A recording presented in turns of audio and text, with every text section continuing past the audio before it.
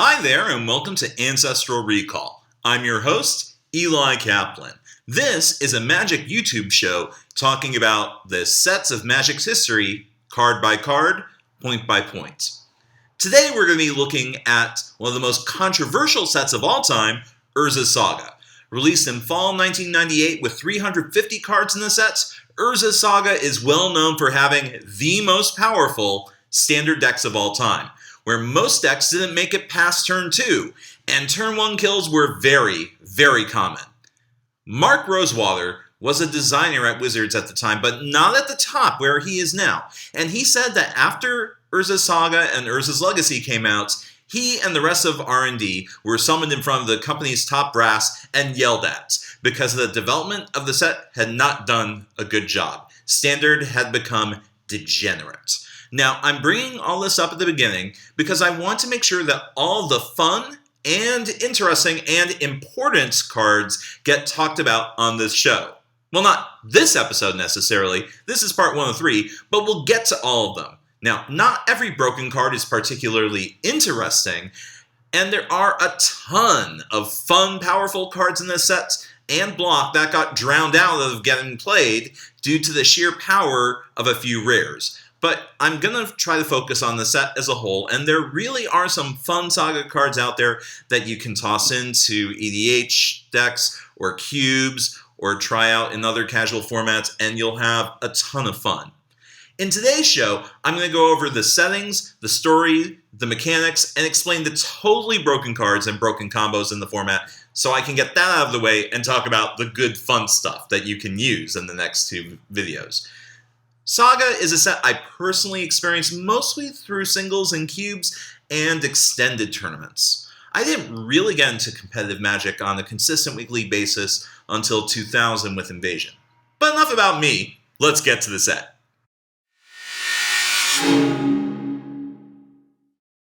This story focuses on Planeswalker Urza, the victor of Dominaria's most famous conflict, the Brothers' War. In the Brothers' War, depicted on the cards of Antiquities and some of ABU's cards, Urza, the leader of a vast army and chief artificer of the kingdom of Argive, was locked in a death feud with his brother Mishra. The feud started off when both brothers were apprentices working under Tawnos. They went into a strange cave and found a rock of great power that, when they were struggling over who got to hold it, the rock clove into 2 pieces. Urza got what would be called the Might Stone, whereas Mishra laid claim to the Weak Stone. The rock was split between the brothers, and each wanted to claim the whole for themselves. Over time, each brother unearthed and harnessed the old Thran Empire's technology. While Urza had more materials and manpower, thanks to being the husband of the Princess of Argive, Mishra had access to unethical and ghastly mechanisms, thanks to his new mentor, Ashnod, who secretly had support from Phyrexia. Now, Phyrexia, for those of you who are new to Magic's lore, was a plane of evil, hostile biomechanisms that go forth and strip entire planes of life and material in order to fuel their ever-evolving war machine. Their goal was to perfect all life within the planes by making it again in their leader Yawgmoth's image. Yawgmoth was a Thran leader and doctor who created the original Phyrexian plague and found a portal to escape the plane and create his own laboratory. This laboratory, over thousands of generations, turned into an unholy, unnatural killing field. Yawgmoth wanted to return to his home plane and transform it in his own vision. Now, by backing Mishra, that was part of his plan, but Urza thwarted him. And after Urza was forced to kill his brother, the aged Urza was distraught and racked with confusion and anger. What evil force had twisted his brother? For in the end, when Urza looked over the corpse, it was filled with strange mechanisms. That was when Urza's spark ignited, and he found himself able to manipulate the 5 colors of mana himself and walk the plains. Seeing the corruption that black mana had wrought on his brother's form, Urza swore vengeance on Yawgmoth and Phyrexia and sought to utterly eradicate them. He traveled to the plane, where the sheer Lovecraftian horror of the plane overcame his sanity, and he was badly injured. Seeking refuge, he planeswalked to the realm of Planeswalker Sarah, where he was an unwelcomed guest. Urza brought doom to his hosts as the Phyrexians, following him, raided his hospice and slaughtered many of the angels and humans that Sarah had brought there to protect.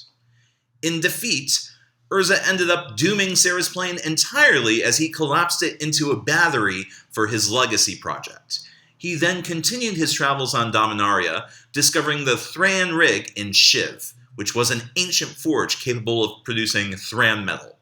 This gave him the raw material to produce tools for an army and his legacy project. Urza also founded the Tolarian Academy, hoping to train wizards, artificers, healers, and soldiers to prepare for the next Phyrexian invasion. This is the rough version. Much of the story is depicted in Jeff Grubb's novel The Brothers' War, Lynn Abbey's novel Planeswalker, and J. Robert King's Time Streams. If you'd like to get more into the lore, check out some of these videos from fellow YouTubers. Unfortunately, this is one of the sets I haven't read the novels for except for The Brothers' War, and I do recommend that book. There are several key races in Urza's saga. In green, we have Treefolk and Elves, the followers of Titania, speaker for Gaia. Red has the debut of the lizard-like Viashino, the original inhabitants of the Shivan rig, as well as the goblins that happen to operate the rig. White has the angelic and human followers of Sarah. Blue has a number of seafaring drakes and beasts, as well as the wizards of the new college. And black has the Phyrexians, of course, although Phyrexian has never actually appeared in the creature type line.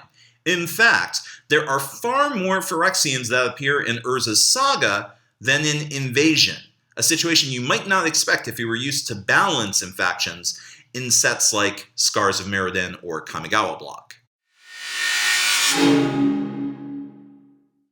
There are 4 major mechanics in Urza's saga. The first that we'll talk about is Echo. Found on 14 cards, primarily in red and green, Echo is a cost reduction mechanic, causing players to pay a mana cost twice. First to bring the card into play, when it can be countered, and then the player has to pay the Echo cost again on their next upkeep, or they have to sacrifice it. Now, some of these Echo cards have abilities that you can benefit from immediately when they hit play, such as Goblin War Buggy, a grizzly bear in red with haste.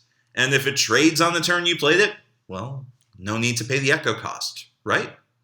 The only Echo cards from Saga that really made any major difference in Constructed were Crater Hellion, a 6-drop that dealt 4 damage to each other creature when it hit play, and Cradle Guard, a 4/4 for 3. The most famous Echo card showed up in Urza's Legacy, but we'll get to it another day.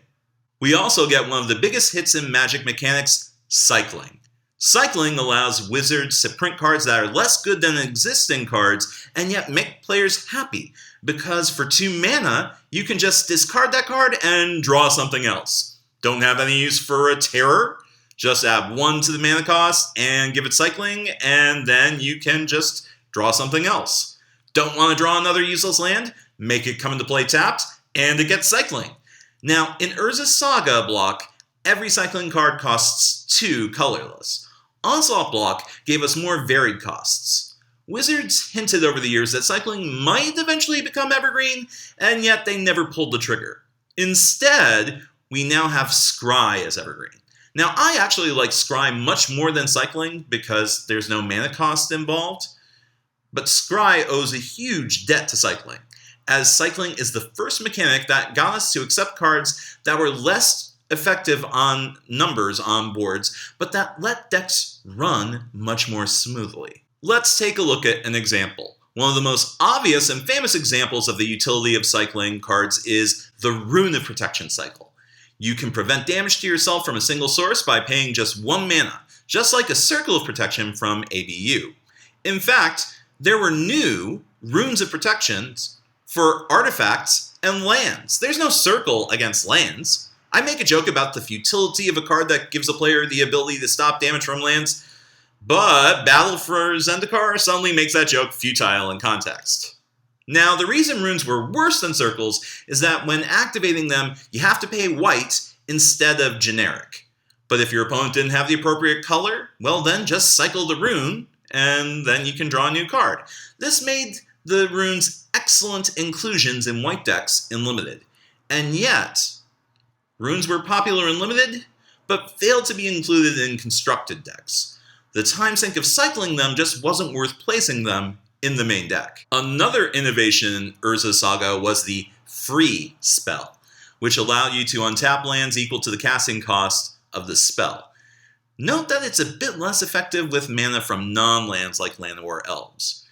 This mechanic was supposed to create a new spin on alternate casting costs, but in a set with numerous lands that tap for more than one mana, they ended up being mana accelerants on top of their effect. This was a textbook example of bad design. Turnabout was a method of cranking out huge amounts of mana from lands, especially after you played High Tide. Time Spiral let you play Time Twister and net 4 or 5 mana on top of the process to help you play all those spells that you just drew. Rewind was a free counter spell, allowing control decks to shut down multiple spells if the opponent couldn't stop the rewind. This mechanic was a huge factor in producing the degenerate combo environment that was Urza's Saga standard. There are a few other spins on free spells, such as Black's Priest of Gix, a 3-mana 2/1 that immediately replaces the mana paid, which ended up being far less broken. Wizards even revisited this mechanic of refunding mana paid in Mirrodin with Deconstruct, which ended up being perfectly fair. And there are some hints that we might see more of this in Shadows over Innistrad. But untapping lands was crossing the Rubicon, a line that, in my opinion, should not have been crossed. The last major theme of Urza's Saga is the sleeping enchantment cycle. 17 enchantments that can transform into creatures when a condition is met. Mostly split across white, blue, and green, these enchantments are like traps, forcing opponents to pay the consequence of facing down a creature, presumably for less mana, if they break the rule. Most of these sleeping creatures tend to be a bit underwhelming for all their conditionality, though. Hidden Predators was one of the better sideboard options, letting you get a 4/4 for a single green mana, so long as your opponent controls a creature with power 4 or more.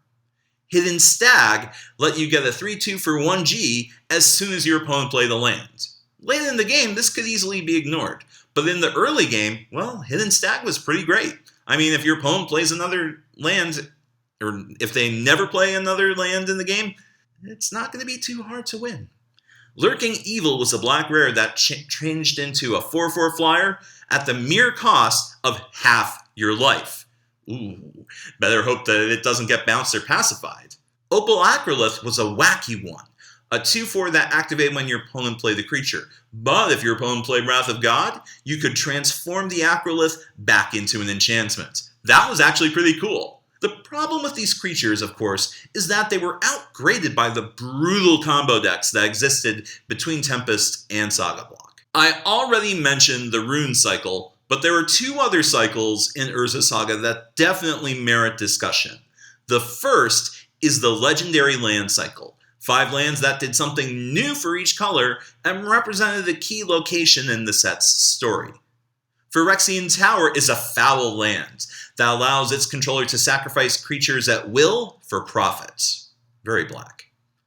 The Shivan Gorge is the site of Urza's resource collection for processing at the Thran Rig, operated by mischievous goblins.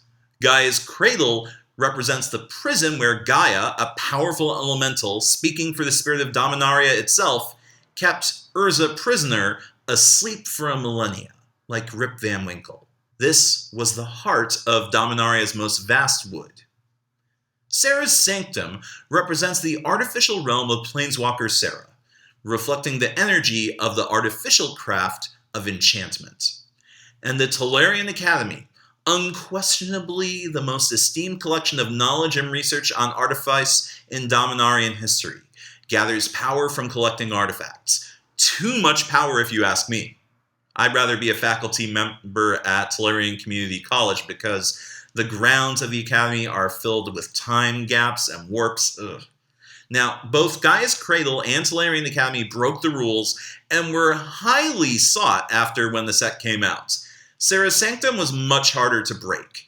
After a few months, the Cradle was commanding a price of $20, which was quite a lot at the time, while the Academy was even more sought after since it was part of the most broken standard deck ever.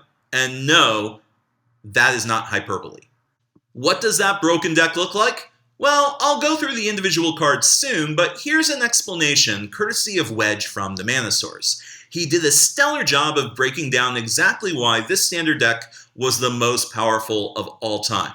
Click on the annotation to watch the whole video if you'd like. I can wait. The other crucial cycle in Saga was made of 5 auras, the Embraces. Hugs! Each embodied a different faction, wrapped up with an evasion ability and a significant pump. Gaia's Embrace was the best green aura printed to date, at least until Rancor showed up in the next set. Gaia's Embrace gave a creature +3/+3, trample, and regeneration, allowing this creature to keep coming relentlessly. It didn't exactly connect to a forebear from Alpha, though. Sarah's Embrace gave a combination of Vigilance, +2/+2, and Flying, allowing a human or any other creature to emulate an actual Sarah Angel. Cool and flavorful. Vampiric Embrace gives a creature +2/+2, Flying, and the ability to grow for each creature it kills, just like ABU's Sengir Vampire. Shiv's Embrace? Well, this gives a creature +2/+2, Flying and Fire Breathing, just like ABU's Shivan Dragon. And Zephid's Embrace? Well, the Zephid never really took off. This was a bright, shiny new 3/4 flyer with Shroud for 6 mana. That's a 0 tournament play. So Zephid is a footnote, but its Embrace gave a creature +2/+2, Flying, and Shroud. So that was cool. This cycle was exciting and had a significant nostalgia factor for older players. The set has 2 key legends. First is Baron, Master Wizard. Baron's an incredible combo tool, allowing players to abuse enter the battlefield or leave the battlefield effects for a modest amount of mana. In fact, well, I'm not going to talk about this card. Instead, I'm going to talk about the Vanguard Baron card. And I used it to go 32-2 in matches in a single standard constructed Arena League season. Now, Baron is an Archmage, as powerful in the fiction as a non-Planeswalker mage can be. At least, not without merging with an entire plane like Yawgmoth. Baron is the voice of reason, the confidant of Urza who has the standing to tell the plane's most famous walker when he's full of crap. He also happens to be the father of Hannah, Gerard Capuchin's lover. Baron is the guy who gets stuff done for Urza, because Urza can get mired up in a tree for 1,000 years, or go on hospice for a very long time in Sarah's realm. And like the character, the card can also do a ton of useful things for you if you have adequate resources. The other legend is Karn, Silver Golem. He was constructed by Urza as part of a time travel experiment. Silver was the only material that could pass through a time portal unharmed, so he made an entire golem made of the material and gave it sentience. Karn is a pacifist, refusing to kill other creatures, though he does have power and can damage enemy planeswalkers if he's unblocked. He can have a powerful affinity for other artifacts, enabling them to move and fight.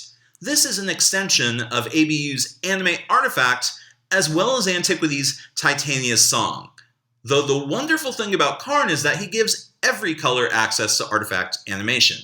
In white decks and other mass removal decks, Karn even enabled Wrath of God to destroy targets that would otherwise be untouchable. Alright guys, we're going to cut it here and come back with the individual color profiles next time. And I'm even going to talk a little bit about my favorite deck of all time. No qualifier, my favorite deck of all time. So if you enjoyed this show, let us know by giving this video a like, subscribing, and sharing it with your friends. And hey, I've got lots of other videos you can check out, so why not check out my channel? Thanks for watching. This is Eli Kaplan for Ancestral Recall, signing off. Good games, and good luck.